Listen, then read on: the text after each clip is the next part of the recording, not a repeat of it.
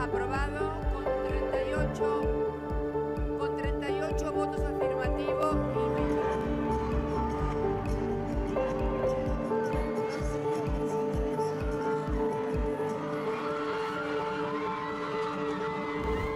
Presidente Biden presta homenagem ao ex-presidente dos Estados Unidos, Jimmy Carter.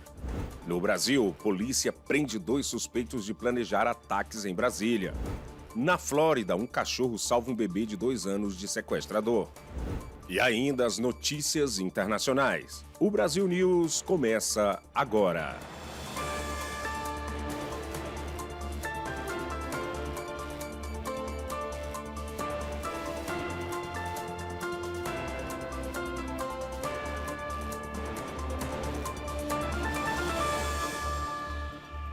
Boa noite. A morte do ex-presidente dos Estados Unidos, Jimmy Carter, gerou muitas homenagens em todo o país. A Bolsa de Valores de Nova York, por exemplo, fez um minuto de silêncio pelo ex-presidente antes do início das negociações na manhã desta segunda-feira.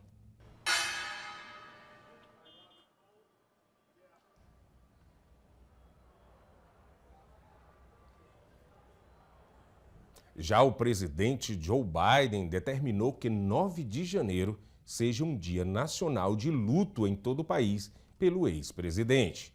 No domingo, após o anúncio da morte de Carter, Biden fez um pronunciamento no qual fez questão de mencionar que perdia um amigo, além de lembrar que o ex-presidente intermediou a paz entre Israel e Egito e recebeu o Prêmio Nobel da Paz pelo trabalho humanitário aos 100 anos de idade. Vamos ouvir um trecho da homenagem. What I find extraordinary about Jimmy Carter, though, is that millions of people all around the world, all over the world, feel they lost a friend as well, even though they never met him. And that's because Jimmy Carter lived a life measured not by words, but by his deeds. Just look at his life's work. He worked to eradicate disease, not just at home, but around the world. E agora a gente fala da preparação para a chegada de 2025. A festa da contagem regressiva, que acontece tradicionalmente na Times Square, em Nova York, no dia 31, teve uma espécie de treino. 3, 2, 1, Happy New Year! Calma, isso foi apenas um ensaio, mas o suficiente para reunir multidões na Times Square. A chuva de confetes aconteceu no domingo, em um dos locais mais icônicos da Big Apple. Foi uma espécie de treino antes da famosa queda da bola na véspera de Ano Novo. Turistas e nova-iorquinos tiveram uma chance de escrever os desejos para o próximo ano em pedaços de papel que foram misturados com os confetes. Tudo será lançado durante a famosa celebração da véspera de Ano Novo no dia 31. Estamos falando de cerca de 1,5 toneladas de confetes que serão lançados manualmente de prédios próximo ao local. E um cachorro salvou um bebê de 2 anos de um sequestro. Isso aconteceu na Flórida. O homem foi preso. As informações com a repórter Lorena Gomes. Um menino de apenas 2 anos brincava no quintal cercado de casa em São Petersburgo quando Ron Lee Klein Jr., de 36 anos, acessou o local pela porta dos fundos, detalhou a polícia. O homem teria agarrado o braço do bebê e só largou quando foi confrontado pelo cachorro da família, que começou a latir, chamando a atenção das pessoas. Alguém teria percebido a situação e começou a gritar com o suspeito. Ainda de acordo com a polícia, depois disso, o suspeito teria soltado a criança e fugido. Mas Klein foi preso em seguida e não teve direito à fiança. E um trem da Brightline se chocou contra uma viatura do Corpo de Bombeiros e deixou 15 pessoas feridas. O acidente que aconteceu em Delray Beach foi capturado por câmeras da própria composição. A imagem é impressionante. Entre os feridos, 3 são bombeiros que estavam no caminhão. Todos foram encaminhados para o hospital. De acordo com as autoridades, sem ferimentos mais graves. E a Agência Federal de Aviação restringiu as operações de drones da empresa Sky Elements, depois de uma apresentação em Orlando que deixou uma criança de 7 anos ferida. Dessa forma, a empresa não pode mais operar drones sobre pessoas ou veículos em movimento, por exemplo. A empresa é famosa por esse tipo de apresentações e, por conta da decisão da agência, precisou cancelar alguns shows, como em Dallas e Nova York. E agora a gente muda de assunto para falar sobre as leis que entram em vigor na Flórida a partir do dia 1º de janeiro de 2025. Entre as novas leis estão a de proteção online para menores. Ela exigirá que as plataformas de mídia social proíbam menores de 14 anos de criarem conta. As empresas também deverão encerrar qualquer perfil existente para usuários abaixo dessa idade. Outra lei que entra em vigor na Flórida a partir do dia 1º de janeiro é sobre construção. Os governos locais terão um cronograma rigoroso para revisar licenças e poderão solicitar mais informações dos requerentes até 3 vezes, dando prazos específicos. Tratamento médico também terá uma nova lei. Esta tem como objetivo aumentar os subsídios máximos de reembolso para médicos e procedimentos cirúrgicos para 200% do Medicare. Já os seguros odontológicos terão os processos de reivindicação simplificados ao fornecer regras mais claras para as seguradoras. A seguir, passaporte brasileiro ocupa a 11ª do ranking dos passaportes mais poderosos do mundo. E tem ainda as notícias internacionais. Até já!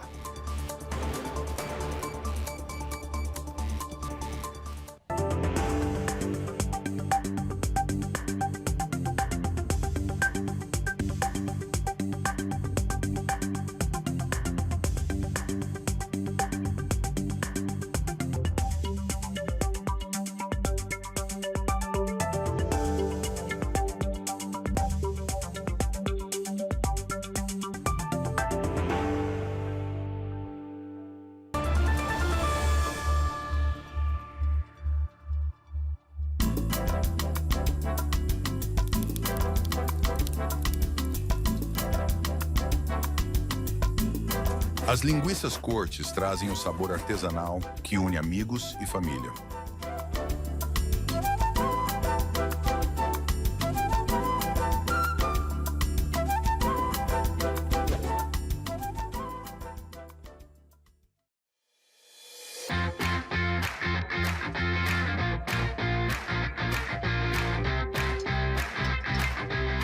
Mimoso traz para a sua mesa o autêntico sabor de Minas Gerais.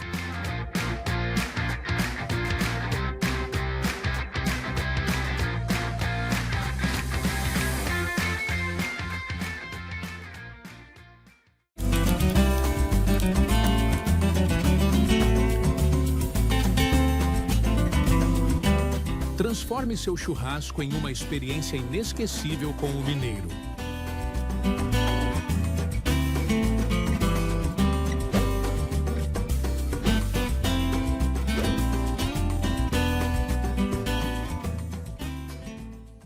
Essa é a história da receita caseira do pão de queijo Forno de Minas. Uma história cheia de paixão, ingredientes naturais e muito queijo curado, feito aqui na Forno de Minas. Crocante por fora, macio por dentro. É impossível esquecer esse sabor, esse cheirinho e principalmente esse sentimento. Vó, tá pronto. Forno de Minas, receitas caseiras e muita paixão. Eu sou Eliana Pintor Marim e estou aqui com as minhas colegas senadora Teresa Ruiz. Olá! E deputada Shanique Spate. Hello!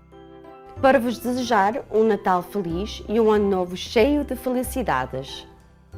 Merry Christmas and have a Happy New Year. Feliz Navidad y feliz Año Nuevo!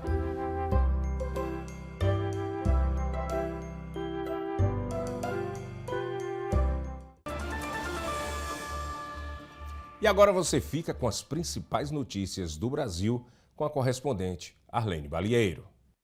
Boa noite a todos. A polícia de Brasília prendeu 2 homens no fim de semana suspeitos de planejarem ataques na capital federal. Um deles foi detido no domingo na Bahia. O homem de 30 anos viajava de carona em um caminhão quando foi interceptado por um helicóptero da Polícia Civil do Distrito Federal. A polícia chegou ao acusado por meio de denúncias anônimas. A segunda prisão foi realizada no sábado. Um homem foi detido pela Polícia Militar após ameaçar detonar explosivos contra as sedes do comando da corporação e da Polícia Federal. Ele teve o carro revistado assim que foi abordado na área central de Brasília. Apesar de nenhum explosivo ter sido encontrado, o suspeito foi encaminhado para a Delegacia de Polícia Civil. E a gente lembra do caso recente que chocou o Brasil.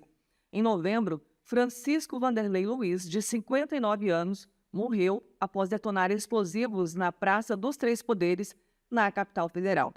Ele teria atirado um dos explosivos na estátua que fica em frente ao STF e o outro teria explodido na mão dele. O caso continua sendo investigado pela Polícia Federal. E 2 pessoas continuam internadas após comerem um bolo que causou a morte de 3 pessoas da mesma família na cidade de Torres, no Rio Grande do Sul, na semana do Natal. O inquérito foi instaurado para apurar as mortes. Cerca de 15 pessoas já foram ouvidas. Os resultados das primeiras análises laboratoriais indicaram a presença de arsênio no sangue de uma das vítimas e dos 2 sobreviventes que comeram o bolo. A substância é extremamente tóxica e pode levar à morte. Agora, a polícia aguarda pelo resultado dos laudos periciais que foram feitos no bolo. Eles devem ficar prontos na próxima semana. 2 hipóteses são investigadas: envenenamento ou intoxicação alimentar. Os investigadores também pediram ainda a exumação do corpo do marido da mulher que preparou o bolo. Ele morreu em setembro, supostamente por intoxicação alimentar. A polícia quer saber se os 2 casos têm alguma relação. E a Agência Nacional de Aviação Civil, a ANAC, investiga a causa da queda de um avião de pequeno porte em uma fazenda no Pantanal. O acidente aconteceu na sexta-feira na cidade de Aquidauana, no Mato Grosso do Sul, mas só foi divulgado no fim de semana. 3 pessoas foram resgatadas com vida no domingo. A aeronave caiu de ponta cabeça em uma área de difícil acesso em meio à vegetação alagada. Foi necessário uma operação aérea para resgate das vítimas. O número exato de ocupantes da aeronave não foi divulgado pelas autoridades. Segundo a ANAC, o avião foi fabricado em 1997 e não possui certificação para operar como táxi aéreo. Na semana passada, a queda de um avião em Gramado, no Rio Grande do Sul, tirou a vida de 10 pessoas da mesma família. A Polícia Civil e o Centro de Investigação e Prevenção de Acidentes Aeronáuticos, o CENIPA, investigam o caso. E o Ministério das Relações Exteriores suspendeu na última sexta-feira a emissão de vistos de trabalho temporários para a fabricante de veículos chinesa BYD. O pedido de suspensão foi feito ao Itamaraty por meio do Ministério da Justiça.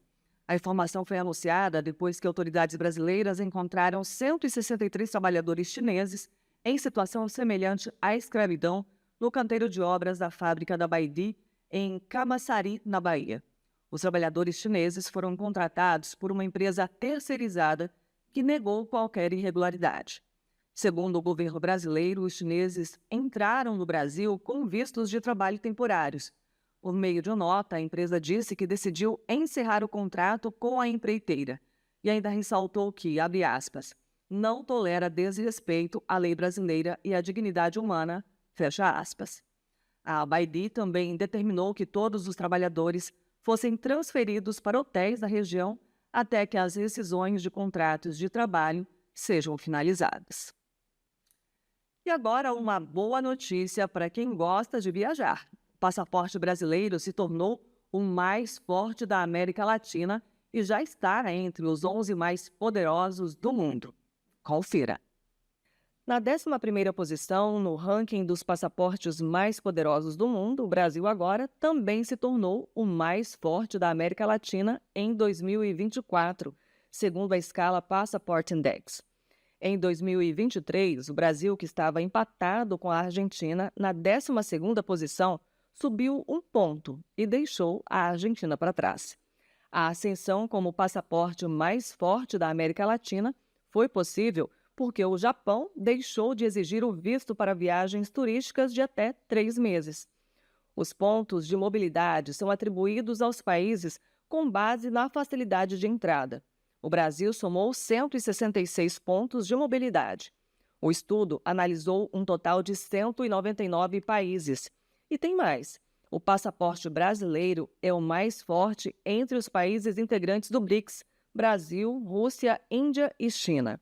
Já no topo dos passaportes mais poderosos do mundo estão dos Emirados Árabes Unidos, com 180 pontos, seguidos pela Espanha, com 179. Confira agora a cotação da moeda americana frente ao real.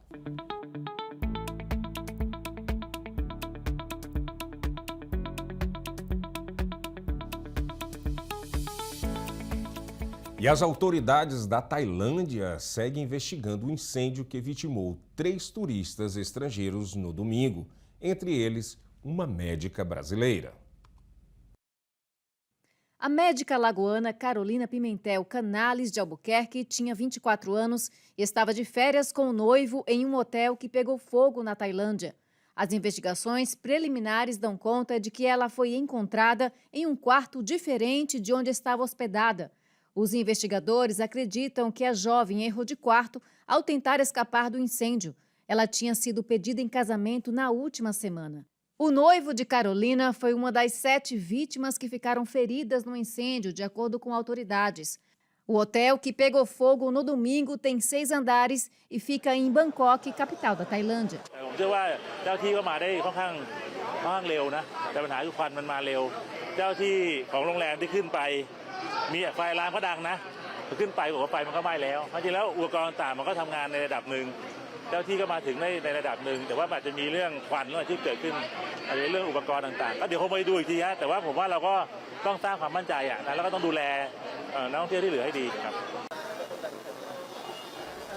Na Coreia do Sul, a segunda-feira foi dia de muitas homenagens às vítimas do pior acidente aéreo do país. Muitas flores foram depositadas por sul-coreanos em um memorial às vítimas da tragédia que matou 175 passageiros e 4 tripulantes.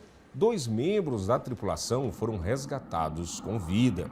As autoridades continuam investigando as causas do acidente. Uma possível colisão com pássaros não é descartada. No domingo, um Boeing 737-800 explodiu depois de aterrissar de barriga e se chocar contra o muro no aeroporto internacional de Muan. E as autoridades decretaram luto no país até 4 de janeiro. E esta edição do Brasil News termina aqui, mas você pode rever todas as notícias no nosso canal no YouTube. Boa noite.